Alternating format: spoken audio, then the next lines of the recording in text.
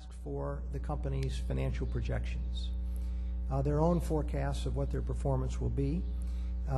We typically don't have our own models of the company's performance, except for the very large companies where our analysts may spend hundreds of hours a year, where the analysts might take the time to have their own model of the company's future. But generally, we start with the company's own projections, and we haircut them for areas where we think there's rose-colored glasses. We input them into our database, and we apply our metrics to them. Greg, I have a question. Obviously, that part of the database is not public. That was a question I was going to ask later over wine. But how far do you push this standardization? You haven't mentioned whether it's across all firms you standardize the same way, or is it within industry? Right. And so, I mean, even I don't know how cut and dry this 5 versus 3 years is, but right. I can see arguments across different industries. Let me answer that next. Good question. So, so now we have adjusted financial data, right? And what we do is we now apply our industry methodologies to that data. So in direct answer to your question, we currently have about 45 industry methodologies published, and they describe how we do a rating for companies in a particular industry. Well, let me walk you through one example, and I think it'll come alive what it is we are actually doing. I put in the propaganda for today's meeting one example of the 45 industry methodologies, this time for global medical devices. I picked it by random. I don't think it's any better or worse than other methodologies. It just happened to be one that we issued a few months ago. What we do now is we run key metrics, and the key metrics are the ones that are set in the industry methodology are most highly correlated to credit risk in our view. We then benchmark the metrics against our band, what we call bands. I'll show you that in a second. We then weigh the individual metrics based on the weighting that the industry methodology says to give them, and out comes what's called an indicative rating. Up to the indicative rating, this is largely a mechanical process. So the hard, heavy lifting was done in the creation of the industry methodology. It says that there are 7 to 12 key metrics that we look at. We use our database to run those metrics. We then weight based on the weighting that the industry methodology gives them, and out comes an indicative rating. Then the analyst said, what should we really rate this company? We see what the model says. What should we rate it? And there's where we bring in other qualitative factors. Then we have a rating committee meeting, the rating committee votes, and out comes the final rating. So let me continue with the example, and I think some of this will come alive. In the global medical products industry, for example, we have, what do we have there? 12 metrics into 4 broad buckets, and they're listed here on the slide. So for example, one of the metrics is total revenues, and that's 20% of the rating, the rating weight. So those percentages that are next to the names here are weightings. If you add them all up, they come up to 100%. So these are the 12 metrics that we follow. Just as an aside on metrics, I thought you'd be interested in this, so I took inventory. And these are the most common metrics that apply across the 45 industry methodologies, and the frequency in which they appear in the methodology. So 58% of the methodologies have revenue as one of their 7 to 12 key metrics. You can see the other metrics here divided into profitability, return, cash flow, coverage, and leverage. So if you're wondering what is it that really is driving Moody's ratings, and I had to put it on one slide, these are the key metrics that'll probably get you within 2 notches of a company's rating just by looking at these metrics. What we do then for a particular company, this happens to be Stryker Corporation, one of the companies in the global medical device industry. What we do is we graph the company's statistics into the rating bands. So for example, what this says is that revenue is an important driver. This company, Stryker, looks like its revenue is an A-rated company. So the industry rating methodology says we would expect a AAA company in this medical device space to have revenue of X. we would expect it to have diversity by customer sales segment of Y.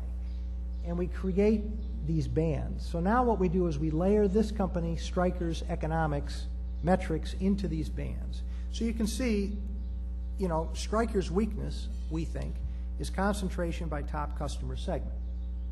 They are really a BA rated credit from that standpoint. On the other hand, they do some stuff really well, and they look like AAA credits in our mind. So if you weight these metrics based on the weightings, down comes this indicative rating down at the bottom, A1. So the model is saying this looks like an A1 rated credit, but we actually rate Stryker A3, 2 notches below. So why is it that, you know, what qualitative factors are causing us to rate off of our model? Sir? Before you move on, I have 2 questions. Number 1, why is, how do you weight revenues? Is it purely a size thing? Because the question I have is a company like GM has a lot of revenues, which probably means that when it defaults, the default is going to be much bigger. So is it appropriate to just use size as a benchmark in this grid? Second question I have is, you have cash from operations, you know, I'm guessing from the cash flow statement. It probably also includes like changes in accounts payable. It probably also includes like changes in accounts payable. And based on the, you know, seniority of the debt, like do suppliers get their money before the debt or not? Shouldn't that be something you adjust for as well? So let's go with the first Let's go question. first question. Yeah. The first question was, how appropriate is it to just use size of revenues? This is the question I asked at dinner last night, and you had your air carrier response, which I encourage you to use again. Right. The history has shown that when looking at defaults, size counts. That big companies are like aircraft carriers. They have a momentum, and the momentum is often enough to weather a very severe storm. Where a smaller company, which may be very sleek and fast on the water, in a sudden storm, doesn't have the scale and scope to see it through. That's the reason, as just based on historical correlations, have told us that great big companies, even weak great big companies, seem to have a staying power that smaller companies just don't have. And that's the reason why revenue plays an important part in many methodologies. Now, the heaviest that any methodology rates revenue is 20% of the total. So yeah, General Motors has a lot of aircraft carrier size, and some could argue that was the only reason why General Motors remained investment grade for as long as they did, because everything else in General Motors was looking, you know, junk grade for sure. But this momentum that they had, that just the size, the scale, and the scope, had seen them through some severe storms before. And the second question had something to do with cash flows from operations and the payables adjustment. Right, because I mean, if the company is doing badly, you might be delaying payment to suppliers. That might artificially inflate your cash from operations. And, you know, based on whether it's secured or unsecured Right. debt, that could affect the Right. You want to be adjusting to that. Your point is very well taken, that certain things like trade payables are given preference in bankruptcy. I think 20 days of trade payables get preference in the bankruptcy court. And the way we take that into account is not in this part of the analysis, but it's in the loss given default part of the analysis. Remember, we simulate a bankruptcy and we ask what happens to this debt instrument were the company to go into the can, and that would boost its loss given default, which in turn would lower its overall rating. That's how we take that into account. Sir?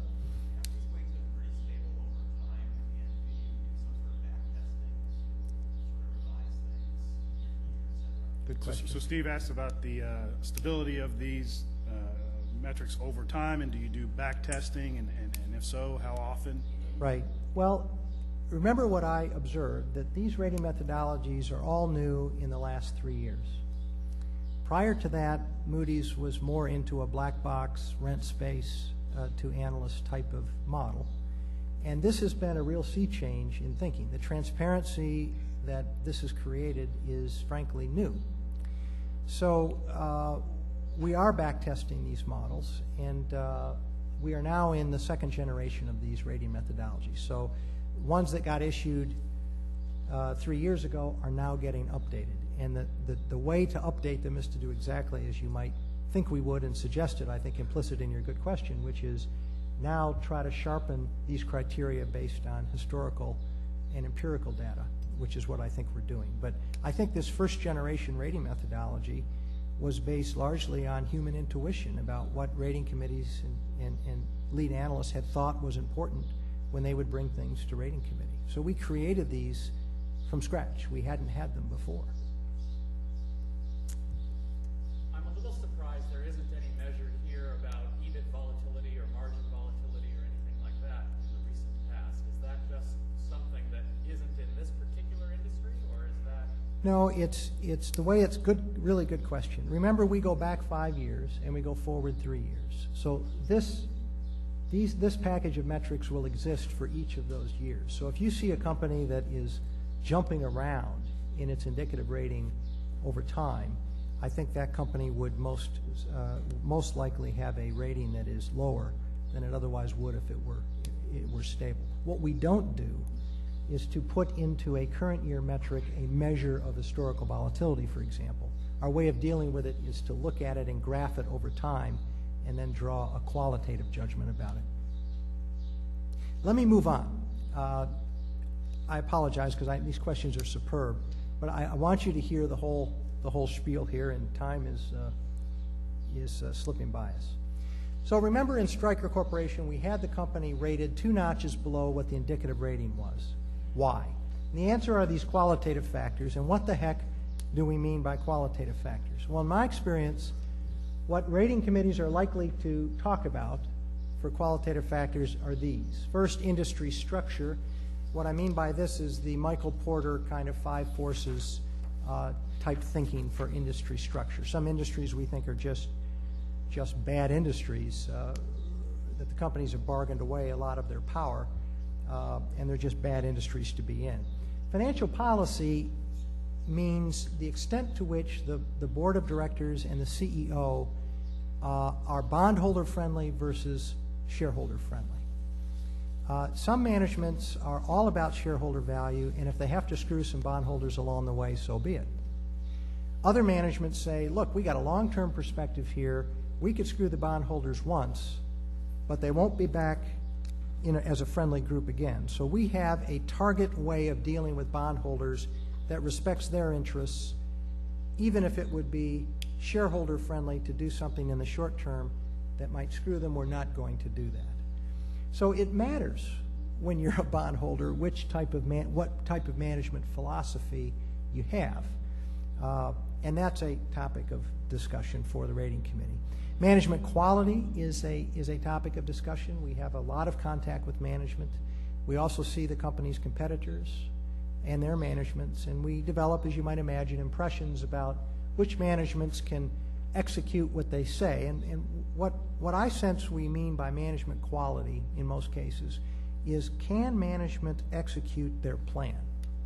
When they've come to us in the past and said our targets are X, do they come back a year later and said we've delivered on X? Or is it just a constant litany of excuses as to why the targets weren't met? Particularly for junk bond space, it's very important, I've come to find out, that management who hands you projections, that management meet those projections. So if you're a junk bond credit, kind of new to the marketplace, you've handed Moody's your projections, you miss, now you got a bunch of excuses. Credibility is really down in that case, and I think it's very common that rating committees discount the indicative rating for that. Contingent liabilities, what I mean by these are off-balance sheet things, so these are problems that the financial metrics have not picked up. Aggressive accounting and weak accounting control, I'm going to talk about in just a minute, but we're much more sensitive to these 2 areas today than we have been in the past. As we are to governance risk, and then event risk is the extent to which the company is thinking about a transaction or is the subject of a transaction that could undermine the current bondholders, largely by increasing leverage in the company.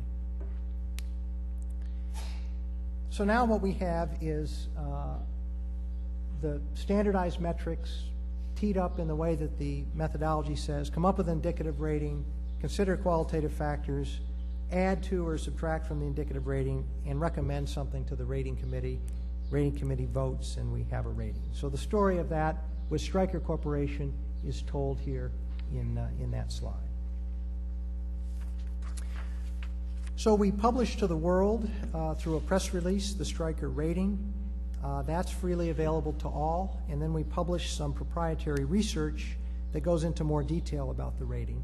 In particular, it says, here's what things might move the rating up in the near future. Here are things that could move the rating down.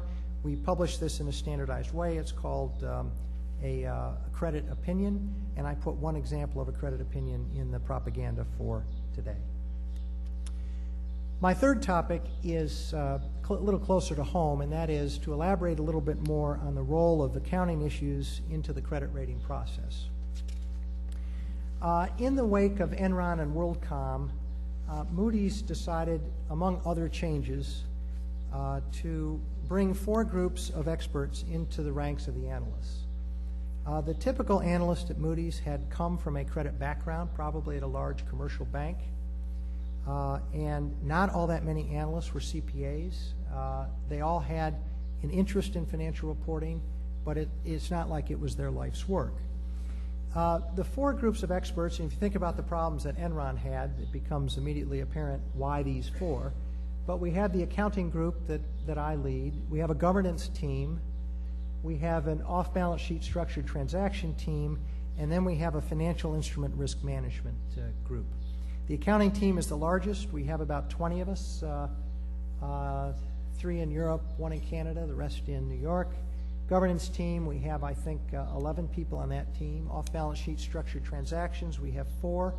And the risk management group, we have 6. What the accountants do when we come to work in the morning is we have 4 jobs. The most important is to help get ratings right, where particularly the analyst perceives financial reporting risk. We also publish research on companies. We train Moody's analysts. We're about 1/3 of Moody's in-house 40 hours a year per analyst training curriculum. And we communicate with outsiders, and the percentages are roughly the amount of time that we spend as a group on these areas. In the help get rating right, in my experience, there are 4 big questions that we're frequently called on to answer. First of all is, are there analytical adjustments that we ought to make? That is, should the financial statements be tweaked to improve their analytical power? Second question is there evidence of aggressive accounting?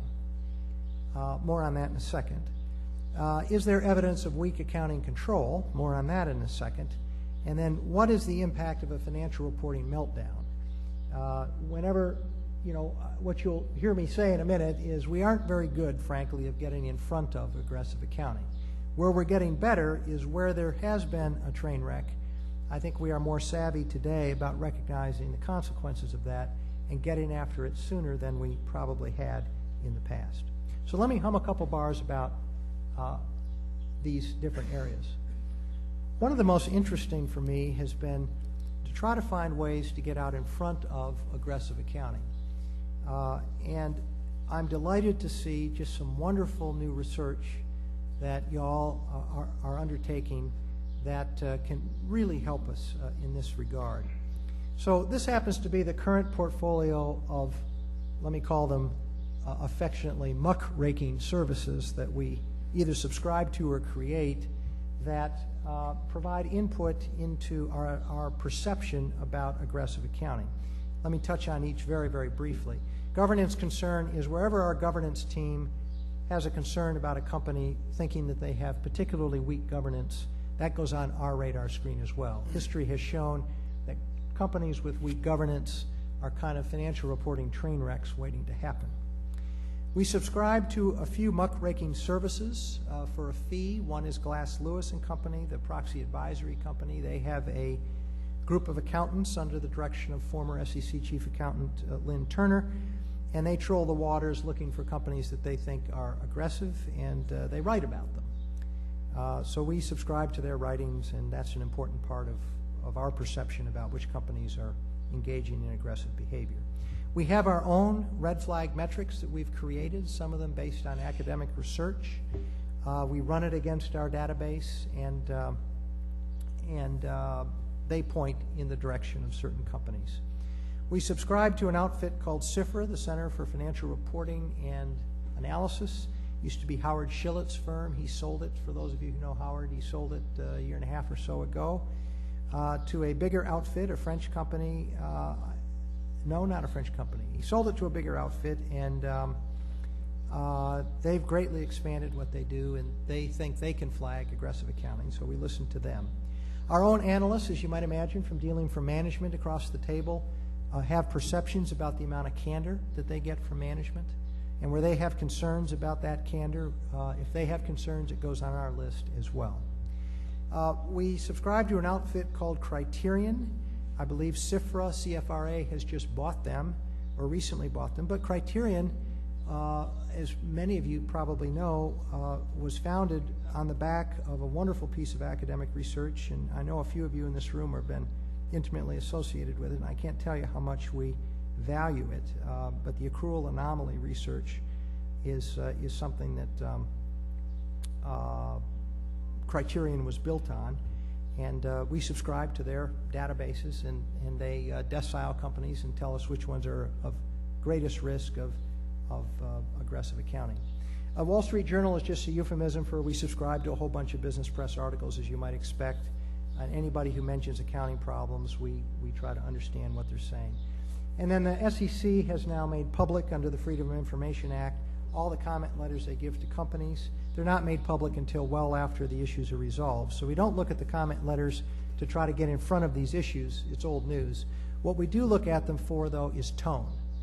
We think that the company responses to SEC inquiries can tell you something about management candor and management's attitude about the regulator and about the transparency of their reporting. We try to be students of leading academic research, any research that shows a correlation between aggressive accounting and certain metrics.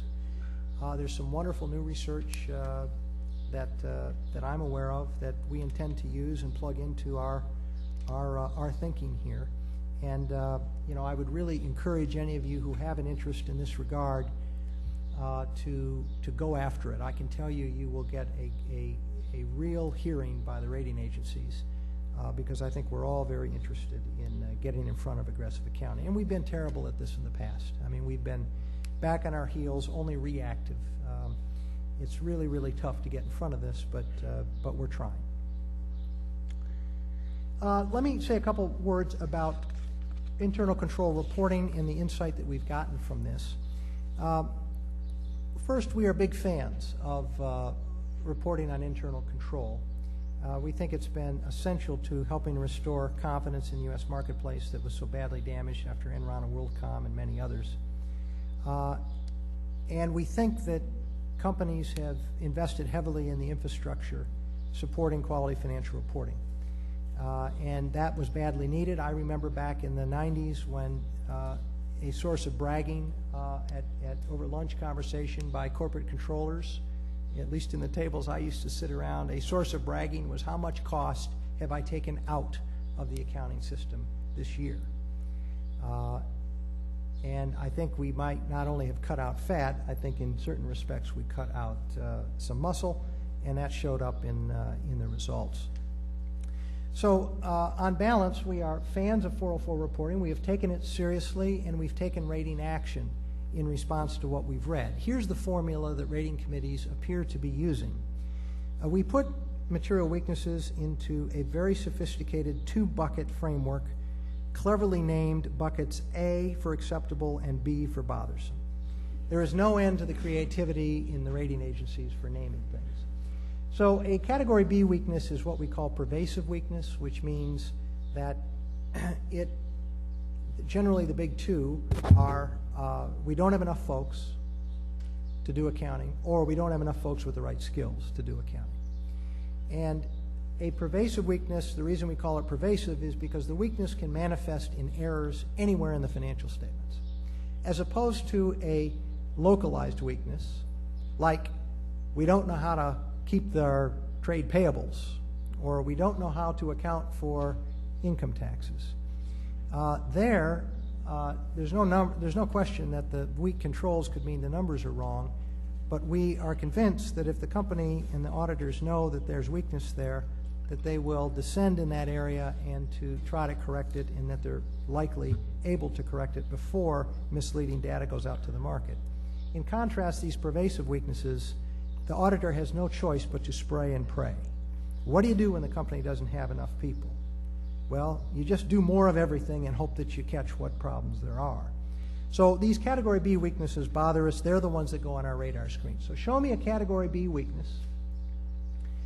Add in a little general uncertainty on the company's reporting. What do I mean by that? I mean the company's had some problems in the past, like delinquent filings, restatements, our perception of aggressive accounting, regulatory investigation, or a history of weak remediation of prior control problems. So give me a B weakness, add in a little hair about uncertainty, throw in a little surprise. What I mean by surprise is some companies are so lowly rated, like a B company, that the B rating contemplates a company that isn't fully in control. You know, sometimes out of control companies are not news to the analyst. The analyst says, yeah, I've thought these guys are out of control for years, and the rating already reflects it. So add in a little surprise, and what you get is a negative rating action. On balance, we have taken negative rating actions on about 20% of the companies that have reported material weaknesses. In 80% of the cases, we have not, largely because we deem them to be A-type weaknesses, these localized type weaknesses. There are two big problems, though, with reporting on internal controls, at least two, just from a user of the data, and they are big problems. Here's number one. Basically, the story is that a company's reporting of a material weakness is almost always a lagging indicator. I think Messrs. Sarbanes and Oxley, what they had in mind when they came forward with the 404 requirement was to identify weak accounting controls before they could manifest themselves in reporting problems. Let's fix the controls and thereby eliminate the risk of, or reduce the risk of financial reporting problems. In fact, that's not what's occurring. Almost in every case that a company shows a material weakness, it's because there was a train wreck in the past.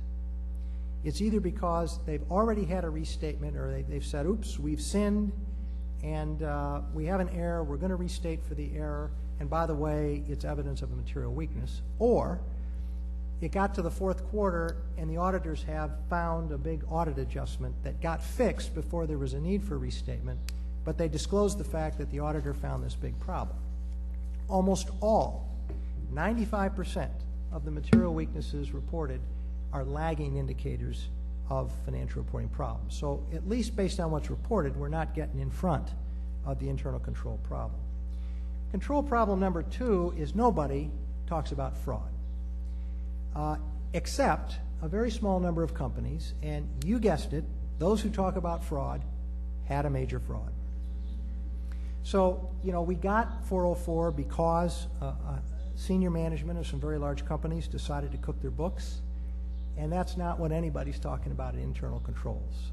And I think one of the really unfortunate parts of the way that 404 ended up being applied in the marketplace was, you know, somehow the EDP-related controls of the Bangladesh Processing Center somehow got ranked of equal importance to the risk that the CFO is going to cook the books. And in my view, those risks are not alike, and we need to be spending our time for the reason that we got 404. And if we have the luxury of any time and money spent thereafter, it can be in these other areas. But let's first get after the biggest risk, which is senior management cooking the books. History has shown that companies with financial reporting disasters have been disasters for credit rating agencies. These are just a partial list of the big companies that have had these problems and the impact on the rating after the problem that has occurred. But it's proven to be just a major issue and problem.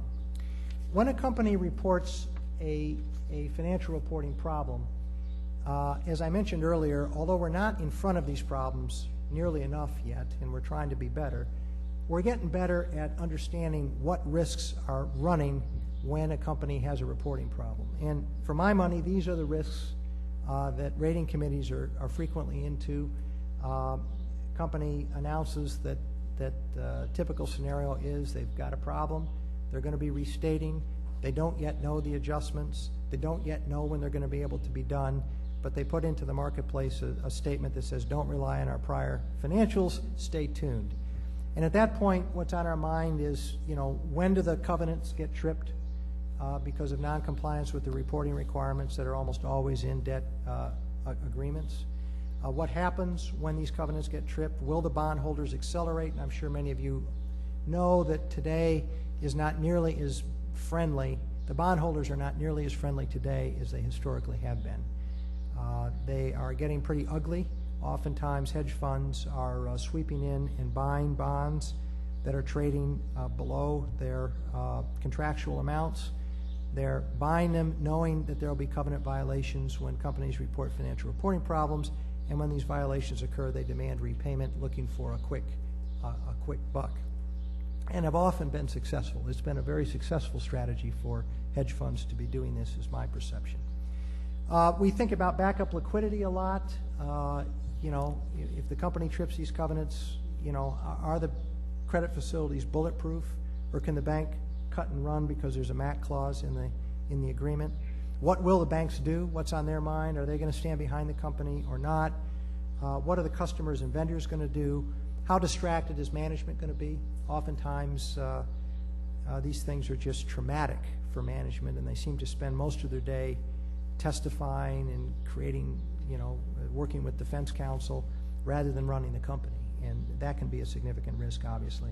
What is the company's plan to mitigate the damage? It's surprising the number of companies who go into this space, and poor management who's never been here before is like a deer in the headlights. They just don't have a game plan. I think the worst thing you can do is basically cut everybody off of information at this point. And some managements have done that. On the advice of legal counsel, they've just said, well, we can't tell you anything. Well, you tell a rating agency that you can't tell us anything, and we say, oh, well, it must be really bad, which is the natural human reaction to that. And finally, the worst that it gets is, what is the rating impact when they simply don't have numbers or a basis to continue ratings? We increasingly are withdrawing ratings in this case. I put in a slide that just shows you the kind of accounting issues that we published research on in 2006. We publish in 3 broad areas: adjustments to financial statements, what are new rules and the credit implications of those rules, and then what about some big events that have occurred, what are the credit implications of those. We think good accounting research in our space talks briefly about the accounting, but that's not its focus. Its big focus is on the credit impact of what the accounting change is, and then we try to have appendices in the back that lay out data that show which companies appear to be most impacted by the change. You have been extremely kind in listening to this. It's been a real pleasure to present this. It's a wonderfully interesting area, and I hope my enthusiasm for this has come through, and I'm just elated that there seems to be more academic research these days into the area of this, and I really encourage you to do it. And I can assure you that we try to be students of the academic research, and I think there's a good chance you can influence how we do things through quality research. I think we really are open-minded and thinking that we can do things better and need to over time. So I would really encourage those of you who have an interest in this area to go after it. It really is a fascinating thing. Thank you.